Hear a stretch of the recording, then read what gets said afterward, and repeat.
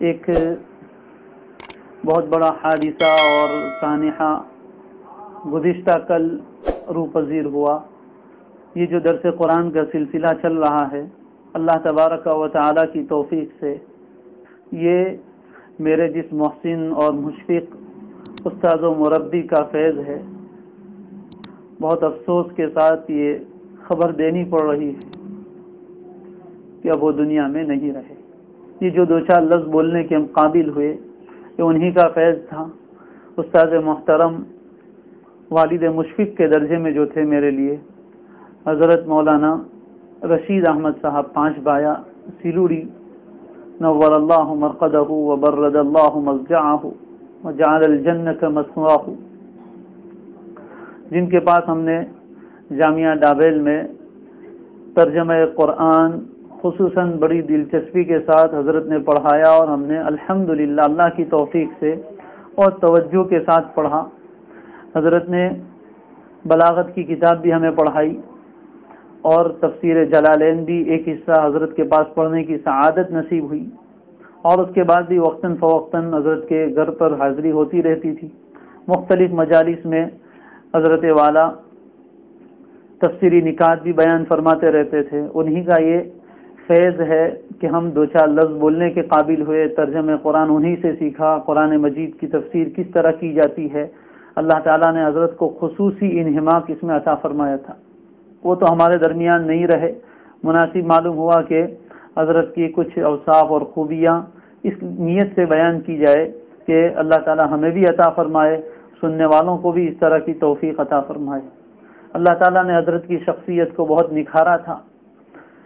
بچپن سے حالات الحمدللہ حضرت ہی سے سننے کی توفیق ملی۔ بڑے غریب گھرانے میں پیدا ہوئے، لیکن والد گرامی بہت بڑے عالم تھے، جید الاستعداد تھے، قاسمی تھے۔ انہوں نے نام بھی بہت مناسب رکھا تھا۔ حضرت نے اپنے نام کے معنی سے بڑا حصہ پایا تھا۔ رشید احمد آپ کا نام تھا۔ رشد یعنی سمجھداری، سمجھ بوجھ اللہ تبارک و تعالی نے بے انتہا عطا فرمائی تھی۔ لوگ جو 15-20 سال کے بعد سمجھتے ہیں، حضرت اس سے پہلے سمجھ لیتے تھے۔ اس طرح کے بہت سے واقعات بھی ہمارے سامنے ہیں۔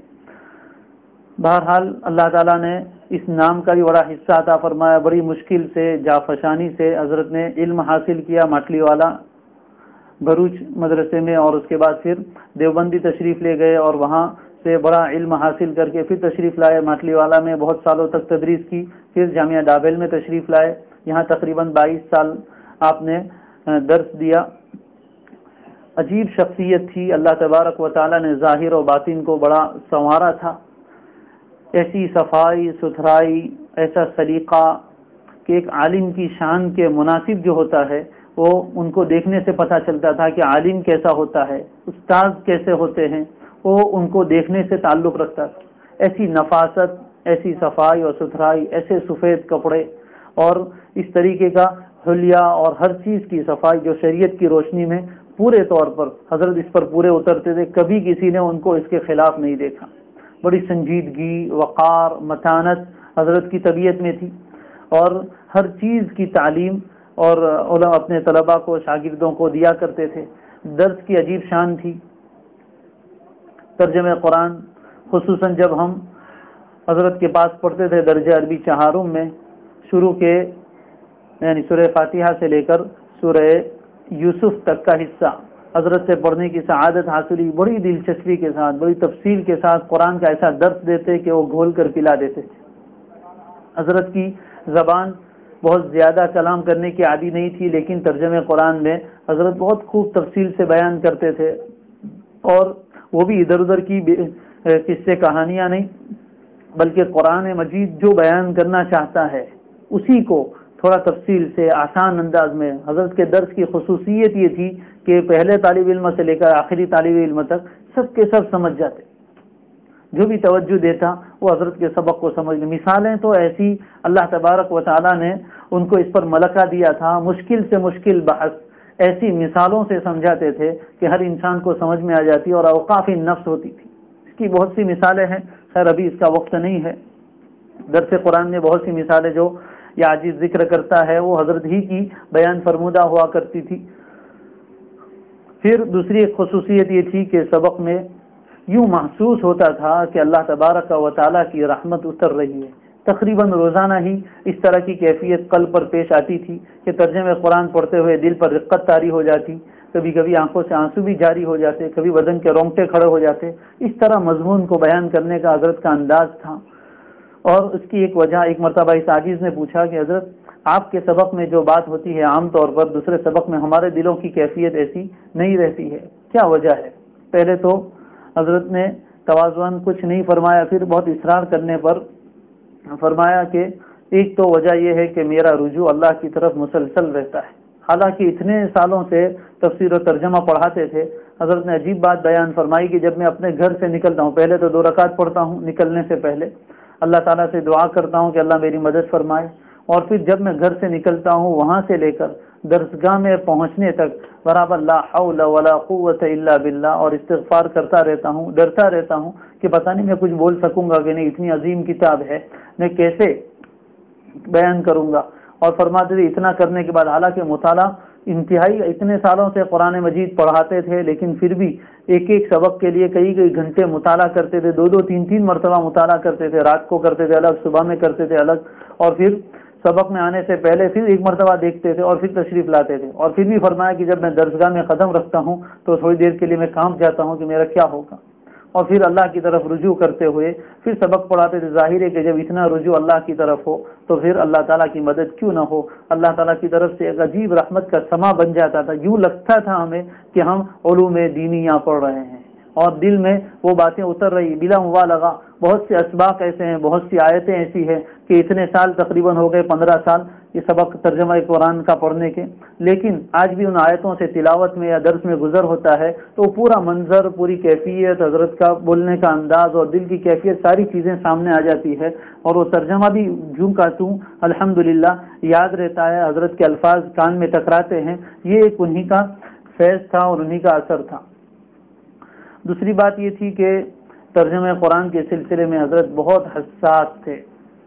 فرماتے تھے ترجمہ کوئی اتنا آسان کام نہیں کہ جو آدمی جو چاہے ترجمہ کر ڈالے۔ قرآن مجید کے ترجمے بڑی احتیاط کرتے تھے، اتنے سالوں سے پڑھانے کے بعد بھی جب کبھی کوئی ترجمہ پوچھتا تو فوراً جواب نہیں دیتے تھے، بلکہ فرماتے تھے میں بعد میں فون کرتا ہوں، پھر دوبارہ ایک مرتبہ دیکھتے اور پھر آگے پیچھے کی باتوں کو دیکھ کر لغات کی طرف رجوع کر کے پھر ترجمہ کرتے تھے، اور کہتے تھے نہیں، ترجمے کے معاملے میں بہت زیادہ احتیاط چاہیے، اللہ کے کلام کی ترجمانی ہے، جیسے ویسے نہیں کی جا سکتی ہے۔ بہرحال حضرت کے ساتھ خصوصی تعلق بھی رہا، گھر پہ بھی بار بار جانے کی سعادت ملی، بڑی شفقت فرماتے تھے، بڑی محبت فرماتے تھے۔ حضرت کے یہاں جانے کے بعد کبھی جب بھی جاتے حضرت فرماتے چائے پیو گے، شربت پیئیں گے، ہم کہتے حضرت ظاہری نہیں باطنی ضیافت کر دیجیے، تو پھر قرآن کے نکات بیان کرنا شروع ہو جاتے، گھنٹوں تک مجلس چلتی تھی۔ اللہ تبارک و تعالیٰ، اب کوئی ایسی شخصیت ہمارے سامنے نہیں ہے جس کے پاس جا کر ہم اپنی قرآنی سوالات کو پیش کر سکیں گے، قرآنی میں جو چیزیں ہماری ناقص سمجھ میں نہ آئے وہ ان کے سامنے جا کر پیش کر سکے۔ ایسی ایسی نصیحتیں فرماتے تھے، زندگی سے متعلق بھی، معاشرت سے متعلق بھی، والدین سے متعلق بھی۔ طلباء جب گھر جاتے، سبق میں صرف سبق ہوتا تھا، جب حضرت کے گھر جانے کی سعادت ملتی، اور الحمدللہ تمام ہی طلباء، ہزاروں نہیں ہزاروں طلباء کے وہ دل کے محبوب ہیں، سب کے دل میں ایسی عقیدت ہے کہ اتنے دن، ایک دن پورا گزر چکا ہے لیکن ابھی تک دلوں سے وہ کیفیت جاتی نہیں ہے۔ اللہ تعالیٰ نے عجیب محبوبیت اور مقبولیت دی تھی، خود غرضی بالکل نہیں تھی، کسی سے کوئی لینا دینا نہیں تھا، کسی سے کوئی امید نہیں تھی، اپنے شاگردوں سے بھی اخلاص کے ساتھ حضرت سب کو نصیحت فرماتے تھے، اور جس کے لیے جو مناسب ہوتا اس طرح کی باتیں قرآن و حدیث کی روشنی میں بیان فرماتے تھے، بڑے مدلل انداز میں بیان فرماتے تھے، اللہ نے وہ سمجھ عطا فرمائی تھی۔ بہرحال استاد محترم اب دنیا میں نہیں رہے، اللہ تعالیٰ آپ کو کروٹ کروٹ جنت نصیب فرمائے، آپ کے درجات کو بے انتہا بلند فرمائے، آپ کی روح کو اعلیٰ علیین میں انبیاء، صدیقین، شہداء اور صالحین کے ساتھ جگہ عطا فرمائے۔ تصور میں یہ خیال آتا ہے کہ جب قبر میں آپ کو رکھا گیا ہوگا، قرآن ان کی چاروں طرف ہوگا، اس لیے کہ پوری زندگی قرآن کے ساتھ گزاری۔ ایک خاص بات ذکر کروں کہ حضرت کی سب سے زیادہ توجہ اپنے طلباء کے لیے اور دوسروں کے لیے بھی یہی ہوا کرتی تھی کہ قرآن فہمی پر، قرآن سمجھنے پر زیادہ سے زیادہ توجہ دی جائے۔ فارغ ہونے والے طلباء یا آخری درجوں کے طلبہ یا فارغ شدہ فضلا جب حضور حضرت کی خدمت میں آتے تھے تو حضرت یہ بات ضرور تاکیداً فرماتے تھے کہ روزانہ کچھ نہ کچھ حصہ قرآن مجید کا ترجمہ اور تفسیر پڑھنے کا معمول بناؤ، اس لیے کہ بہت سی مرتبہ ایسا ہوتا ہے کہ فارغ ہونے کے بعد اہل علم بھی دوسرے مشاغل میں لگ جاتے ہیں یا امامت اور مکتب کی ذمہ داری آ جاتی ہے تو قرآن مجید کو سمجھنے کی طرف سے غفلت ہو جاتی ہے۔ حضرت اس پر بڑے درد و غم کا اظہار فرماتے تھے کہ اتنے سال قرآن مجید پڑھنے کے لیے نکالے اور پھر قرآن کو بالکل چھوڑ دے۔ حضرت فرماتے کوئی دن ایسا نہیں جاتا جس دن میں قرآن مجید کو ترجمے کے ساتھ نہ پڑھتا ہوں۔ تلاوت تو میں اتنی زیادہ نہیں کر سکتا لیکن سمجھنے کی پوری کوشش کرتا ہوں۔ تلاوت بھی کرتے تھے اور اس کے ساتھ سمجھنے کا سمجھانے کا معمول تو زندگی بھر تھا ہی۔ تو یہ قرآن مجید کے ساتھ اتنا گہرا ربط اور اتنی غیرت تھی قرآن کے بارے میں، اللہ تبارک و تعالیٰ کی ذات سے امید ہے کہ قرآن ان کے ہر طرف ہو، قرآن کی نورانیت ان کی قبر کو انتہائی منور کرے گی۔ قرآن کی جتنی آیتیں ہیں اللہ تعالیٰ ان کے اتنے ہی درجات جنت میں بلند فرمائے اور ہمیں بھی قرآن فہمی کا شوق اور ذوق عطا فرمائے، قرآن فہمی کا سلیقہ عطا فرمائے۔ اللہ تبارک و تعالیٰ حضرت کے نقش قدم پر چلنے کی توفیق دے، قرآن پڑھنے والا، پڑھانے والا، سمجھنے والا، سمجھانے والا اللہ تعالیٰ ہمیں بنائے۔ ان کی زندگی کا یہ عملی طور پر سب سے بڑا سبق یہی تھا کہ قرآن سے کبھی انہوں نے غفلت نہیں برتی۔ کیسا ہی حال ہے، یہاں تک کہ سخت بیمار ہوتے ایسی حالت میں بھی قرآن مجید کا مطالعہ نہیں چھوڑتے تھے، بلکہ مطالعے کے وہ ایسے عاشق تھے کہ اتنی عمر میں بھی 61 سال کی عمر پائی، اس عمر میں بھی حضرت رات کو 1:30-2 بجے تک، بہت سی مرتبہ کبھی رات کو اس جگہ سے جانا ہوتا، حضرت کے گھر کے کمرے جس میں مطالعہ کرتے تھے لبے سڑک ہی مکان تھا، مطالعے کے کمرے میں لائٹ روشن ہوتی تھی، کبھی پوچھتے حضرت فرماتے ہاں کل کا سبق ذرا مشکل تھا، مجھے سمجھتے سمجھتے بہت دیر ہو گئی۔ حالانکہ ہم جیسے ادنا شاگرد حضرت سے پڑھنے والے وہ جلدی سمجھتے، لیکن حضرت کا مزاج ایسا تحقیقی تھا کہ اس کی بہت گہرائی میں جاتے تھے اور بہت آسان بنا کر پیش کرنے کی کوشش کرتے تھے، اس لیے دیر لگتی، ورنہ حضرت اتنے سال سے تدریس کے مشغلے میں لگے ہوئے تھے، سمجھنا سمجھانا کوئی مشکل بات نہیں تھی سرسری طور پر ہو تو، لیکن حضرت کا یہ مزاج تھا کہ نہیں، جب تک پوری تحقیق نہ ہو جائے، پورا شرح صدر نہ ہو جائے، وہاں تک سبق نہیں پڑھایا کرتے تھے۔ بہرحال یہ ان کی زندگی کا عملی درد تھا اور گھنٹوں تک حضرت مطالعہ فرمایا کرتے تھے۔ ایک مرتبہ اس عاجز کو دکھایا کہ ہاتھ کا جو کوہنی والا حصہ ہے وہ دوسرے حصے کے مقابلے میں بہت زیادہ سیاہ ہو گیا تھا، تو فرمانے لگے کہ مرتبہ میری بہن نے یہ حصہ دیکھ لیا تو کہا بھائی آپ کو یہ کیا ہوا؟ تو اس وقت مجھے احساس ہوا کہ یہ کیا ہوا، تو کہا اصل پھر گھر میں سے حضرت کے گھر میں سے یہ بات بتائی کہ اصل بات یہ کہ مطالعے کے لیے بیٹھتے ہیں تو طریقہ یہ تھا کہ اپنے ہاتھوں کے اس سہارے کے اوپر حضرت کونیوں پر سہارا لے کر گھنٹوں تک کتاب میں غور سے دیکھتے رہتے تھے، پڑھتے رہتے تھے، تو یہ حصہ چونکہ کثرت سے زمین پر لگا رہتا تھا اس کی وجہ سے یہ حصہ سیاہ ہو گیا۔ کیا اللہ تبارک و تعالیٰ نے ان حضرات کو محنت و جفاکشی عطا فرمائی تھی، قرآن کے لیے اپنے آپ کو گلانا پگھلانا، اور سب سے بڑی بات یہ کہ استاد کسے کہتے ہیں وہ اگر دیکھنا ہو تو حضرت کی زندگی اس کا ظاہری نمونہ تھی، یہ لگتا تھا کہ یہ استاد ہے، ایسی عجیب شان اللہ نے عطا فرمائی تھی۔ دنیا سے بالکل بے رغبت اور زاہدانہ زندگی، مال و دولت کی کوئی لالچ نہیں، پوری زندگی اسی طرح سادگی میں اور گزر بسر کرتے ہوئے زندگی گزارتے رہے، کبھی مال و دولت کی حرص و ہوس نہ کی، کبھی بھی کسی سے کوئی ایسی توقع نہ رکھی، حق گوئی یہ ان کا خاص وصف تھا، جو بھی کوئی آدمی آتا حق بات اس کے سامنے اچھے انداز میں پیش کر دیا کرتے تھے اور قرآن و حدیث کے دلائل کے ساتھ پیش کرتے تھے۔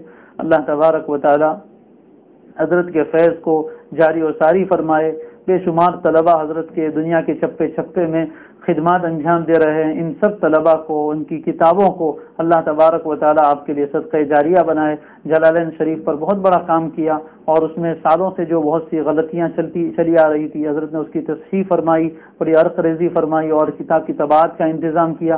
ابھی آخری دنوں میں اللہ تبارک و تعالیٰ نے حضرت سے ایک اور کام لیا، شرح معانی الاثار، جس کو طحاوی شریف کہتے ہیں، حدیث کی کتاب ہے جو آخری درجے میں پڑھائی جاتی ہے۔ حضرت نے چند سال تک اس کی تدریس کی۔ حضرت کا خاصہ یہ تھا کہ جو کتاب آپ کے لیے پڑھانے میں آتی اس کی تصحیح کا، اس پر شرح لکھنے کا یا حاشیے وغیرہ کا انتظام فرماتے تھے۔ چنانچہ یہ کتاب بھی طبع ہو کر ابھی چند دن پہلے ہی آئی ہے۔ حضرت اس پر بڑے خوش تھے۔ طحاوی کی کتاب الطہارت حضرت کی تحقیق اور حاشیے کے ساتھ چھپ کر آ چکی ہے۔